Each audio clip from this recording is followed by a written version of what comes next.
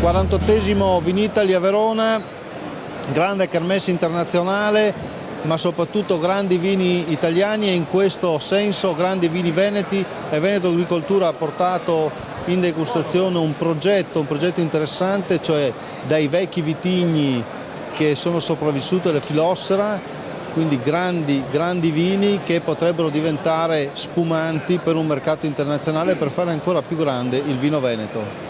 Bene signori, buongiorno, allora benvenuti, buon pomeriggio, terza giornata di Vinitaly, 48esima edizione, giornate molto intense. Spero per voi che abbiate avuto il piacere di conoscere tanto e di approfondire. Questo è un progetto, noi nella regione Veneto, che è un po' l'andamento commerciale, abbiamo economicamente due grosse diciamo, varietà, quelle chiamate internazionali, in cui il Pinot Grigio è colui che ne fa per la maggiore per l'ovvio interesse dei mercati americani e del nord Europa, e tutta una serie di antichi vitigni che sono fondamento delle nostre DOC migliori. Pensiamo alla Garganega, il Soave, pensiamo alla Glera e al Prosecco, pensiamo alle Corvine e all'Amarone.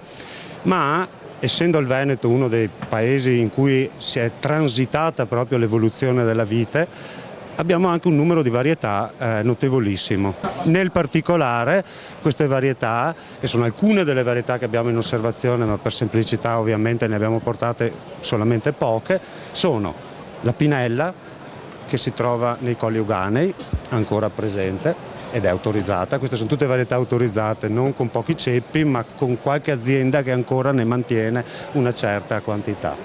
La Pedevenda, che malgrado il nome che ricorda il Monte Venda, invece è autorizzata nella zona di Breganze. Questi due metodi sono due metodi Charman, quindi due spumanti. Questa invece è una Pedevenda con metodo classico, quindi con metodo champagne. Questo qui è una Pavana, che è una varietà diffusa ancora nella zona del Bellunese, nella Val Belluna, e una volta ne è stata la bandiera, infatti era chiamata nera gentile, e durante specialmente il periodo austro-ungarico ha avuto un grossissimo successo. L'abbiamo messa in questa degustazione per stimolare un po' l'appetito e quasi quasi mandare l'argomento per il prossimo anno.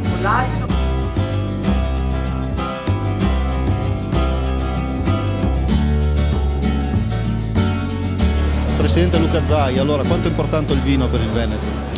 Beh, si tratta di una grande occasione per il Veneto, visto considerato che è il primo produttore nazionale con 9 milioni di ettolitri, ma siamo anche produttori non solo di quantità ma anche di qualità. Si ricorda che 4 milioni e mezzo di questi 9 milioni sono DOC e DOCG.